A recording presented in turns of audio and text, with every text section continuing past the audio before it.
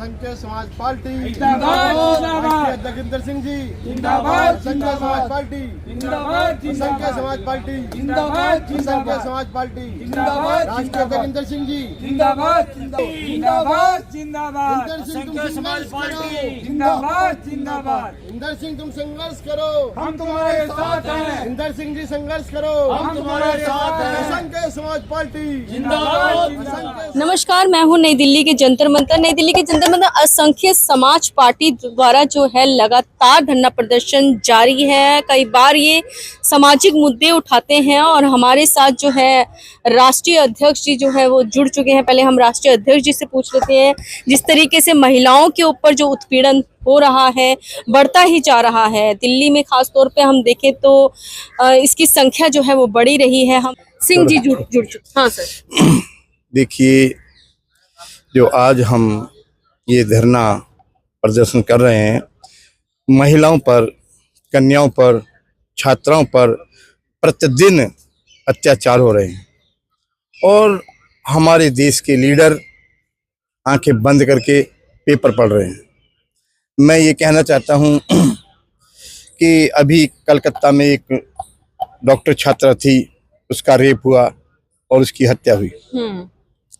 एक उत्तराखंड में लड़की का रेप हुआ, हत्या हुई।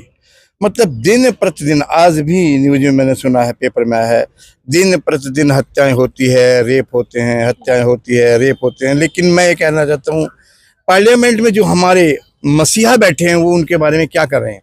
क्या करते हैं? उठा के जेल में डाल देते हैं। जेल में डालने के बाद क्या होता है?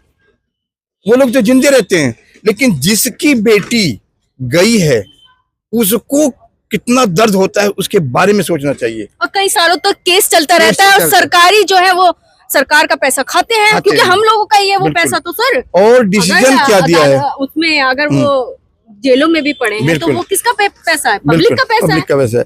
दूसरी बात, यदि उनको सजा हो जाती है तो उनको वेतन और मिलना शुरू हो जाता है, रोजगार भत्ता और उनको देना शुरू कर देते हैं कि भाई इनकी मजदूरी देनी चाहिए। तो वो तो कई लाख रुपया लूट के और लेके आते हैं। तो मेरा कहने का तात्पर्य है, यदि कोई भी व्यक्ति किसी बेटी के साथ रेप करके हत्या करता है तो उसकी भी हत्या होनी चाहिए। लेकिन सर आप कह रहे हैं कि फांसी की सजा होनी चाहिए। कई बार ऐसा होता है कि जांच प्रक्रिया में कुछ चीजें होती हैं वो क्लियर नहीं हो पाती, तो जांच के बाद ही होना चाहिए ना। जांच के बाद और जो क्लियर, जब जांच के बाद क्लियर हो जाए तो उसको तुरंत ही फांसी की सजा और फास्ट कोर्ट में होना चाहिए। हाँ। कि ये नहीं है कि 7-7 साल तक नहीं, जैसे निर्भया का चला। देखो, वो तो बेचारी कन्या से चली जाती है, कन्या के परिवार वाले भी आशा लगाए बैठते हैं कब निर्णय मिलेगा, कब निर्णय मिलेगा, कब। 7-7 साल, 10-10 साल हो जाते हैं। और जो न्याय की मांग करते हैं, भीख मांगते हैं, वो भी उसमें से भी कुछ लोग परिवार के सदस्य गुजर जाते हैं। अच्छा सर, आपने अपने बैनर पे लिखा है कि गोल्ड लोन जो है वो महिलाओं को ज्यादातर टारगेट किया जाता है। हाँ, लोन देने के लिए। अब जैसे कि तो कुछ बैंक्स वाले जो है वो बढ़ा देते हैं। हाँ, मुथूट्स बैंक है, जैसे कैप्री बैंक है, और भी अन्य बैंक है जो गोल्ड लोन के नाम से उन्होंने अपने बैंक खोल रखे हैं। यदि कोई महिलाएं या कोई भी व्यक्ति जब गोल्ड लोन रखने जाता है तो वहां पर बोलते हैं 85% ब्याज लगेगा, 99 पैसे ब्याज लगेगा, 85 पैसे ब्याज लगेगा। और जब वो गोल्ड लोन रख लेते हैं तो समझ लेते हैं पूरा गोल्ड उन्हीं का ही हो गया। फिर वो 15%, 16%, 20%, 25% तक का ब्याज लेते हैं। तो मैं अपने मसीहाओं से, माननीय प्रधानमंत्री महोदय जी से, माननीय गृह मंत्री महोदय जी से एकदम जकड़ लेते हैं। हाँ, और उसको हड़प भी कर जाते हैं। तो मैं अपील करता हूं कि इन पर अतिशीघ्र अंकुश लगाया जाए। जो गोल्ड रखते समय ब्याज लिखते हैं उसी ब्याज को ही उनको चार्ज करना चाहिए। वो जो बढ़ाते हैं उस पर उसको अंकुश लगाना चाहिए। मैं ये अपील करता हूँ माननीय प्रधानमंत्री। आपकी जो असंख्य समाज पार्टी है वो राष्ट्रीय स्तर पर नहीं, अंतर्राष्ट्रीय स्तर पर लोग इसे जानते भी हैं। तो सर, अगर आपकी पार्टी जो है, अभी विधानसभा के चुनाव आ रहे हैं दिल्ली में, क्या ये जो है चुनाव लड़ेगी? हाँ, चुनाव लड़ेगी। दिल्ली में चुनाव लड़ेगी। 70 की 70 सीटों पर चुनाव लड़ेगी। हम लड़ाएंगे 70 सीटों। अगर आपकी पार्टी अगर आ जाती है सत्ता में तो क्या दिल्ली का लॉ एंड ऑर्डर तो खैर केंद्र सरकार के अंडर में रहता है, बिल्कुल। लेकिन क्या इन सब चीजों पे देखिए, हम अंकुश लगाने की 100% कोशिश करेंगे। जो दिल्ली की सरकार के अंतर्गत होगा उस पर अंकुश लगाएंगे और उस पर लगाकर रहेंगे। और आगे भी मांग करेंगे, हम आगे भी मांग करेंगे कि जो ये हत्या हो रही है बेटियों की, कन्याओं की, इस पर भी जो है ना हत्या करने वाले को हत्या ही होनी चाहिए। हमारे साथ जो है प्रदेश अध्यक्ष जी जो हैं असंख्य समाज पार्टी के जुड़ चुके हैं, सुभाष बिसैया जी। सर क्या कुछ कहना चाहेंगे? आप बहुत बड़ा मुद्दा लेकर के आए हैं आज। देखो जी, वो दिन कौन सा है जो औरतों की, बच्चों की चीख नहीं सुनते। कोई तो जंगल में मार कर फेंकता है, कोई घरों में फेंक देता है मार करके, रेप कर करके। चाहे स्कूल की बच्चियां होती हैं उनके साथ भी बलात्कार कर देते हैं ये लोग, पढ़ने वाली बच्ची के साथ। देखो हम ये चीख सुन करके, अखबार में देख करके, टेलीविजन में देख के, अखबार में सुन के, पढ़ लिख के और टेलीविजन में देख करके जब हमारी आत्मा रोई है हमारी पार्टी की कि हमने ये मुद्दा उठाना है और महिलाओं को और बच्चों को न्याय दिलाना है। जब तक हमारा ये पूरा हम न्याय नहीं दिलाएंगे हम चैन से नहीं बैठने वाले। हम पूरा काम करके दिखाएंगे, चाहे कुछ भी हो जाए, इससे चाहे हमारा बलिदान हो जाए या कुछ भी हो जाए, पर हम महिलाओं की सुरक्षा के लिए, बच्चियों की सुरक्षा के लिए पूरा अपना योगदान देंगे अपनी पार्टी द्वारा। आपकी पार्टी ने कई महिलाओं को न्याय भी दिलवाया है, हमने जिस प्रकार से सुना है कुछ लोगों द्वारा। अब तक आप कितनी महिलाओं को न्याय दिलवा चुके हैं? हम तो कई महिलाओं को न्याय दिला चुके हैं और जो बलात्कारी थे वो सजा भी करा दी जेल के अंदर, और उनमें जेल में भी सड़ रहे हैं हमारे कई लोग। इसलिए मैं कहता हूँ हर महिला को, हर बच्चियों को अपने सतर्क रहें। जो भी बदमाश आए, कुछ भी आए, इसको आवाज खिलाफ आवाज उठाओ, उसके आवाज अपनी खिलाफ उठाओ, उनके अपने दमना नहीं है, डरना नहीं है। उससे जो बलात्कार करता है उसे जी तोड़ करके सामने आना है। बच्चियों से प्रार्थना मेरी है, महिलाओं से मेरी प्रार्थना है, छात्रों से मेरी प्रार्थना है कि आप डट के आए और जब जो बलात्कारी है उसको मुंह तोड़ जवाब दिया जाए। हमारे साथ जो है अब रणधीर बाटू जी, अध्यक्ष दिल्ली प्रदेश युवा मोर्चा के जुड़ चुके हैं।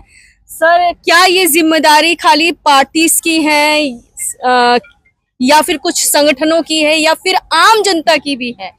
देखिए क्योंकि जी, कुछ होता रहता है और आम जनता जो है मूक दर्शक बनी रहती है, उस समय कोई एक्शन नहीं लेती है। जनता तो देखो एक्शन बहुत ही कम लेते हैं, पर असंख्य समाज पार्टी जब तक ये महिलाओं का अत्याचार खत्म नहीं होता है तब तक तो असंख्य समाज पार्टी धरना प्रदर्शन करती रहेगी और करती है। जब तक हमारी केंद्र सरकार, राज्य सरकार हमारी ये महिलाओं के अत्याचार की सुनवाई नहीं होगी तब तक हम लोग करते रहेंगे, क्योंकि असंख्य समाज पार्टी का एक ही एजेंडा है, गोल्ड लोन और महिलाओं के साथ जो बलात्कार और हत्याओं का। आप क्योंकि आप युवा मोर्चा के अध्यक्ष हैं, आपने अभी तक कितने युवाओं को संगठित करके और जो है इस फील्ड में उतारा है कि महिलाओं के ऊपर जो हो रहे अत्याचार है उसके लिए हमें पुरजोर जो है प्रदर्शन करना है, उनको न्याय दिलवाना है। हमारी जो महिलाओं, जो हमारे युवा लड़के हैं, जिन महिलाओं के घर में जिनके साथ बलात्कार हुआ, हत्याएं हुई, हम लोग उस चीज़ का सर्वे कर रहे हैं और आने वाले टाइम में हम लोग उनको न्याय जरूर दिलाएंगे। और वो हम सर्वे पूरे केंद्र सरकार में, राज्य सरकार में और जरूरत पड़ी तो सुप्रीम कोर्ट तक हम लोग, मतलब कोर्ट तक जाएंगे अब आप कोर्ट लोग? तक ही जाएंगे हम लोग, क्योंकि उनको न्याय दिलाना बहुत जरूरी है। हमारे साथ और लोग भी जो है वो जुड़ चुके हैं। सर राष्ट्रीय कोषाध्यक्ष जी हैं। सर आपका नाम जानना चाहूंगी मैं। राष्ट्रीय कोषाध्यक्ष गजोड़ सिंह, असंख्य समाज पार्टी।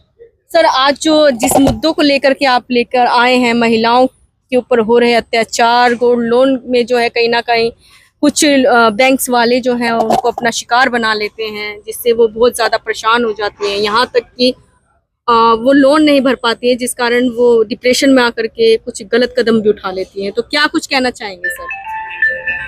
देखो, जो कन्या पे पीड़ित है या महिला पीड़ित है उसके लिए केंद्र सरकार कड़ा एक्शन ले, क्योंकि केंद्र सरकार ही जो है दिल्ली में तो हाँ, और राज्य सरकारें वो कड़ा एक्शन ले।